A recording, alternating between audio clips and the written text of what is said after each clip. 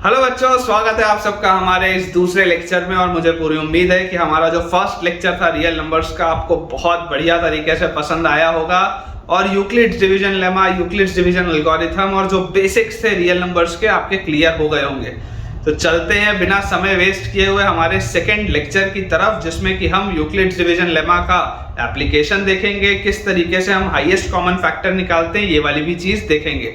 और थोड़ा सा भी अगर आपको बेनिफिट हो रहा होगा तो जल्दी से इस वीडियो को लाइक कर दीजिए और चैनल को सब्सक्राइब कर लीजिए। जैसे बच्चों, आप मान लीजिए हमारे पास एक बहुत सिंपल सा सवाल दिया हुआ है कि find the highest common factor of 455 and 42। ये बेटा तरीका होता है डिनोट करने का। HCF ब्रैकेट दो नंबर मतलब इन दोनों का HCF, ठीक है ना। ये डिनोट करने का तरीका होता है कि highest common factor HCF bracket के अंदर दो नंबर मतलब आपको इन दोनों का HCF बताना है। तो अगर आपको बच्चों इन दोनों का HCF बताना है तो अप्रोच क्या होगा? बहुत सिंपल सा अप्रोच हमारे पास आएगा कि हमें इसमें EDL अप्लाई करना पड़ेगा, ठीक है। आप पूरा लिखेंगे, मैं फिर बोल रहा हूं, आप शॉर्ट फॉर्म में नहीं लिखेंगे, आपको ढंग से पूरा लिखना है। जैसे ही आप EDL अप्लाई करेंगे तो EDL अप्लाई करते ही आपको दिख रहा है कि A की वैल्यू आपके पास है 455 और B की वैल्यू आपके पास है 42। ये डिविडेंड है, ये डिवाइजर दिखाई दे रहा है। जैसे ही मैं EDL अप्लाई करूंगा मुझे दिखाई देता है कि 455 will be equal to 42 into 10। देखो 420 होता है, 420 के बाद 455 है यहाँ पे, है ना। किसी को अगर मान लो समझने में डायरेक्टली प्रॉब्लम आती है तो आप ऐसे लिख लो, 455 है, 455 को अगर आप 42 से डिवाइड करेंगे 10 आएगा, 10 आते ही यहाँ पे आएगा 420, यहाँ पर आपके पास रिमाइंडर आ गया 35, ठीक है। जैसे ही हमारे पास रिमाइंडर 35 आया, क्या ये रिमाइंडर 0 है? क्या रिमाइंडर तो 0 नहीं है, तो आप इसको सबसे पहले लिखो 42 इंटू 10 प्लस 35। अब रिमाइंडर 0 नहीं आया। अगर रिमाइंडर 0 नहीं आया इसका मतलब मुझे ये प्रोसेस कंटिन्यू करना पड़ेगा।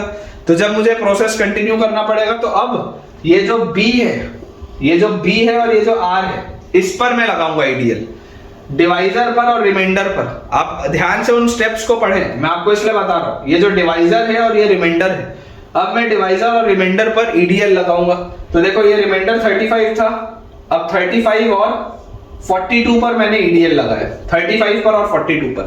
तो ये जो 42 है, ये 42 आपका बन जाता है नया डिविडेंड, ठीक है। और ये जो 35 है ये आपका बन जाता है नया डिवाइजर।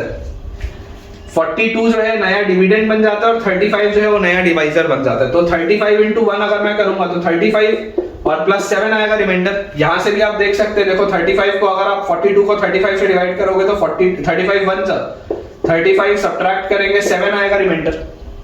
क्या ये रिमाइंडर 0 है? क्या ये भी रिमाइंडर 0 नहीं है, मतलब स्टेप कंटिन्यू होगा।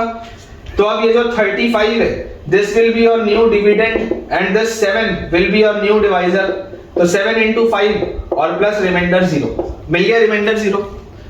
मैंने आपको फिर बोल रहा हूं, जिस भी स्टेप पे रिमाइंडर आपके पास 0 आएगा, उस स्टेप का जो डिवाइजर है that will be your highest common factor. आपको ये पूरा प्रोसेस तब तक करते रहना है जब तक आपको रिमाइंडर 0 नहीं मिलता।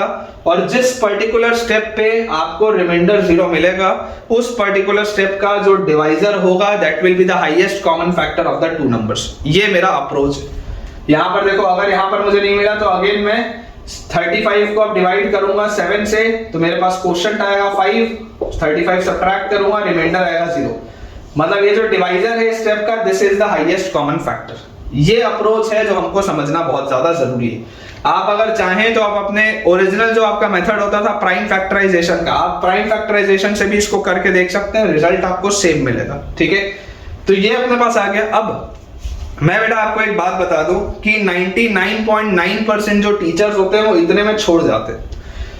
इतने के बाद वो आगे एक्सप्लेन नहीं करते एक बहुत इंपॉर्टेंट और बहुत क्रिटिकल पॉइंट जो मेरे हिसाब से इंपॉर्टेंट है। आप सारे बच्चों को बेटा एक बात पता होनी चाहिए कि जो 7 आपका आंसर आया है, ये 7 आंसर सिर्फ इसका ही नहीं है। इस बात को आप समझिए, जो 7 आपके पास हाईएस्ट कॉमन फैक्टर आया है, ये हाईएस्ट कॉमन फैक्टर केवल इसका नहीं है।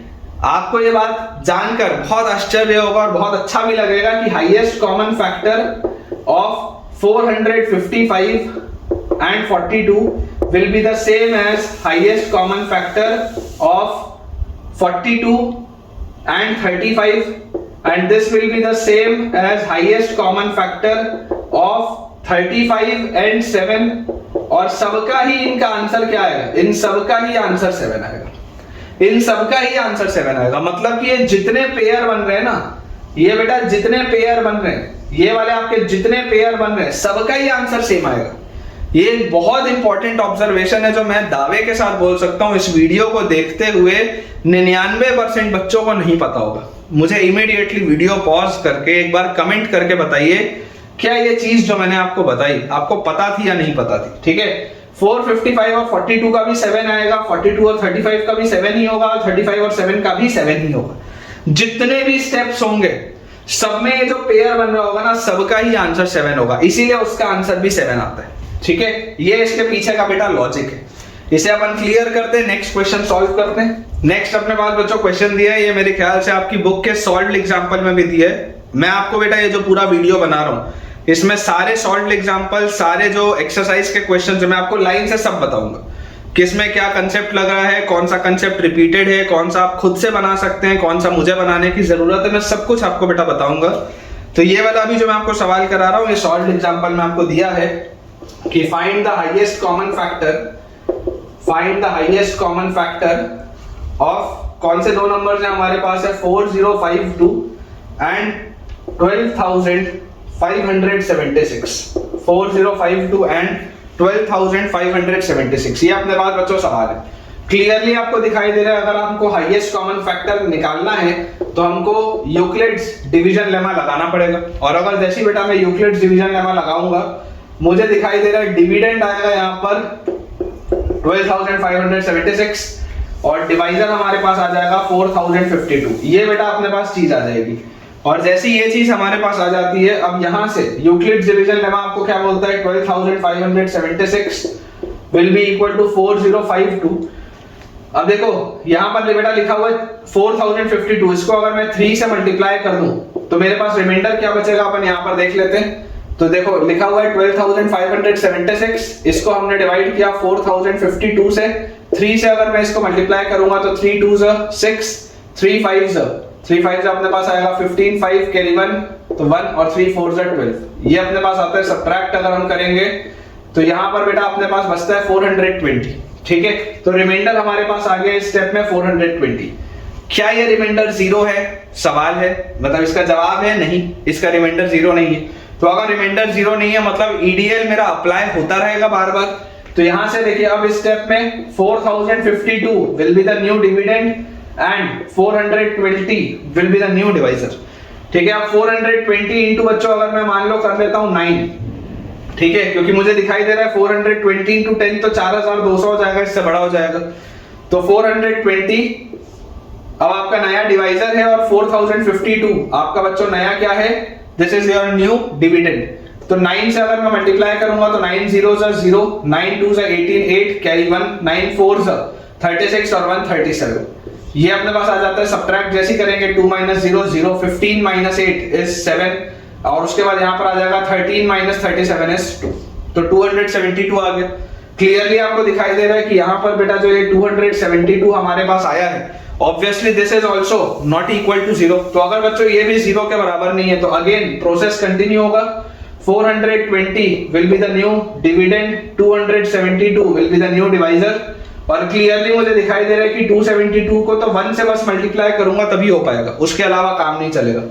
और रिमाइंडर यहां से मेरे पास बचेगा इधर 28 के बाद 300, 128, 148 बचेगा बेटा, करके आप देख लो 148 बचेगा। जैसे आप इसको डिवाइड करेंगे 272 और डिवाइजर अपना आ गया और डिविडेंड अपना आ गया 420, तो बेटा जो रिमाइंडर अपने पास आएगा, रिमाइंडर विल बी क्वोशिएंट यहाँ पर आएगा 1, तो 272 अगर मैं करूंगा सब्ट्रैक्ट तो यहाँ पे बेटा देखो 10 - 8 is 2 और उसके बाद 11 - 7 is 4 और यहाँ पे 3 - 2 is 1, तो 148 आ गया।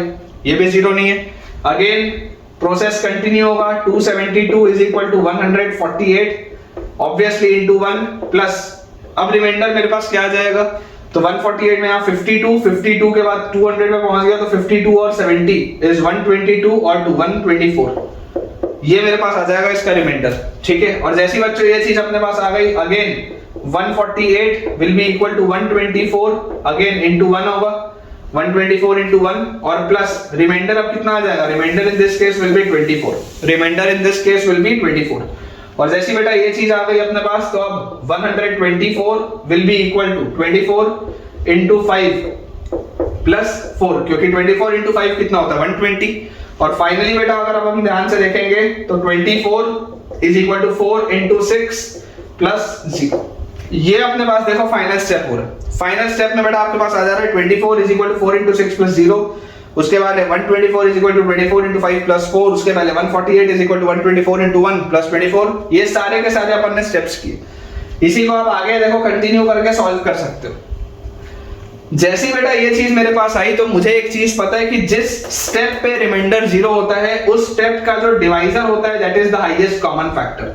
मतलब हाईएस्ट कॉमन फैक्टर अपने पास क्या आ जाएगा 4, highest common factor will be 4 क्योंकि स्टेप का डिवाइजर 4 है।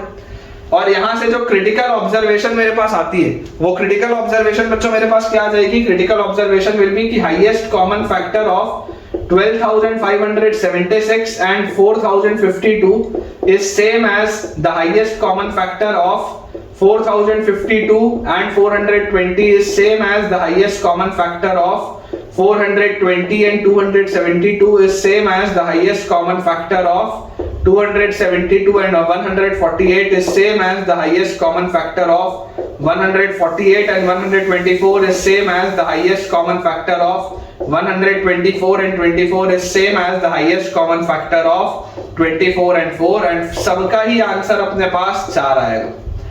इन सबका ही highest common factor will be 4। एकदम क्लियर सा ऑब्जर्वेशन। ये जितने आपके पास पेयर बन में ये सारे के सारे बच्चों पेयर्स का जो आंसर मेरे पास निकल के आएगा the answer will be same and the answer will be 4। सबका बेटा आंसर मेरे पास सेम आएगा। ठीक है, इन सारे पेयर्स का आंसर 4 आएगा। This is the critical observation जो मुझे लगता है आपको काफी पसंद भी आई होगी। ठीक है बेटा, अब हमने ये बेसिक देख लिया कि हम हाईएस्ट कॉमन फैक्टर निकालते कैसे हैं। अब यूक्लिड्स डिवीजन लेमा का एप्लीकेशन क्या होता है हम वो पढ़ते हैं। अब बेटा नेक्स्ट अपने पास टॉपिक है that is application of Euclid's division lemma, application of EDL. ठीक है, application of Euclid's division lemma या एप्लीकेशन ऑफ ईडीएल। बेसिकली देखो इसमें किस तरीके के क्वेश्चंस आते हैं, मैं आपको एक सवाल के थ्रू बताता हूं। मैं आपको एक सवाल के थ्रू इसमें करके दिखाता हूं। हमारे पास क्वेश्चन लिखा हुआ है show that every positive even integer, show that every positive even integer, show that every positive even integer is of the form every positive even integer is of the form 2q, is of the form 2q, and that every positive odd integer, and that every positive odd integer, and that every positive odd integer, every positive odd integer is of the form, every positive odd integer is of the form 2q plus 1, 2q plus 1 where q is some integer, where q is some integer। ये अपने पास बच्चों सवाल दिए। ठीक है, ये बहुत basic सा एक क्वेश्चन है जो आपके अगेन एनसीईआरटी में दिया हुआ है सॉल्व्ड एग्जांपल में। लिखा हुआ है show that every positive even integer is of the form of 2q and every positive odd integer is of the form of 2q plus 1 where q is some integer। देखो बेटा अपन समझने की इसको कोशिश करते हैं। अपने पास इसमें जो लिखा हुआ है, अगर मान लो मैं अपने पॉजिटिव इवन इंटीजर या पॉजिटिव ऑड इंटीजर मुझे प्रूव करना है तो let us assume any positive integer to be a, हम मान लेते हैं किसी भी पॉजिटिव एक इंटीजर को a। Let us assume any positive integer to be a and let b is equal to 2। अपन ने मान लिया b को 2। b क्या होता था याद करो यूक्लिड्स डिवीजन लेमा में। ये जो आपको 2 का फॉर्म दिख रहा है ना, ये देखो ये जो आपको 2 का फॉर्म दिख रहा है, ये 2 को देख के फील आती है कि b को 2 मानो, क्योंकि ये bq plus r, ये bq plus r के फॉर्मेट में लिखा है। ये दिखाई दे रहा है, देखो अपने को पता है कि यूक्लिड्स डिवीजन लेमा के हिसाब से a की वैल्यू bq plus r होती है, तो ये जो हमारे पास लिखा है वो बी क्यू प्लस आर, ये बी क्यू प्लस आर के फॉर्मेट में लिखा है। तो इसलिए मैं आपको बोल रहा हूं कि b को अपन अज्यूम कर लेते हैं 2। अगर हम b को 2 मान लें तो देयरफॉर ढंग से लिखेंगे, therefore by Euclid's division lemma, आप पूरा लिखेंगे, मैं बार बार इस बात को रिपीट कर रहा हूं, आपको बेटा ये पूरी चीजें लिखनी है। तो therefore by Euclid's division lemma हमारे पास आता है a is equal to b q plus r where 0 is less than equal to r is less than divisor. तो क्लियरली आप बोल सकते हैं कि therefore a will be equal to 2q plus r where 0 is less than equal to remainder is less than b की जगह आपने रखा है 2, b की जगह आपने रखा है 2। अब क्लियरली बेटा आपको पता है कि also r is a whole number, मैंने आपको बताया ये बच्चों कि a और b जो होते हैं, a और b नेचुरल नंबर्स होते हैं और q और r जो होते हैं वो होल नंबर्स होते हैं। a और b नेचुरल नंबर्स होते हैं और q और r आपके होल नंबर्स होते हैं। तो also r is a whole number, तो देयरफॉर r की वैल्यू क्या क्या हो सकती है 0 और 2 के बीच में, 0 और 2 के बीच में r की वैल्यू 0 हो सकती है और r की वैल्यू 1 हो सकती है। देखो 0 क्यों हो सकती है, क्योंकि यहाँ इक्वालिटी लगी है, और 1 हो सकती है 2 से, तो हमेशा ही छोटा होना चाहिए, इसलिए r की वैल्यू 2 कभी नहीं हो सकती। तो देयरफॉर a हमारे पास क्या आ जाएगा, a will be 2q plus 0 और a will be 2q plus 1, यही अपने पास आएगा, a will be 2q plus 0 और a will be 2q plus 1। अब ये प्लस 0 फॉर इंस्टेंट अपन छोड़ देते हैं क्योंकि प्लस 0 लिखने की जरूरत तो होती नहीं है। तो आपके पास देखो a जो था वो आ गया इधर 2q के फॉर्म का या 2q plus 1 के फॉर्म का। Clearly since this is divisible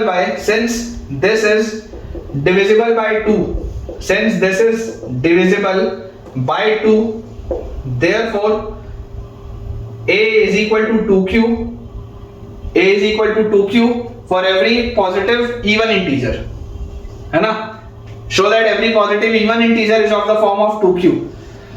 तो क्योंकि बेटा ये 2 से डिविजिबल है तो therefore a is equal to 2q will be for even integers। ये even integers के लिए आ जाएगा आपके पास। ये बात आती है आपको समझ में कि अगर बेटा ये 2 से डिवाइड हो रहा है मतलब ये इवन इंटीजर्स के लिए आ जाएगा, तो ऑटोमेटिकली ये जो 2q plus 1 आ जाएगा, तो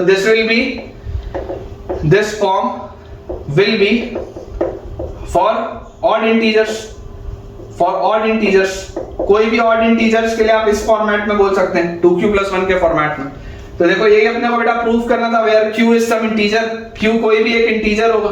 ये जब आप a is equal to bq plus r बोलते हैं तो इसमें for some integer आप बोलते हैं ना इसको, for some integer q, तो ये कोई भी एक इंटीजर हो सकता है, पॉजिटिव इंटीजर, होल नंबर, ठीक है।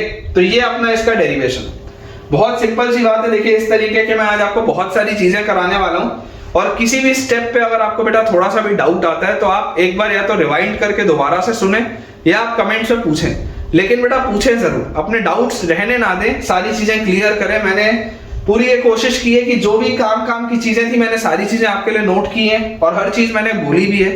फिर भी अगर मान लीजिए आपको समझ में ना आया हो तो आप कमेंट्स में पूछ सकते हैं।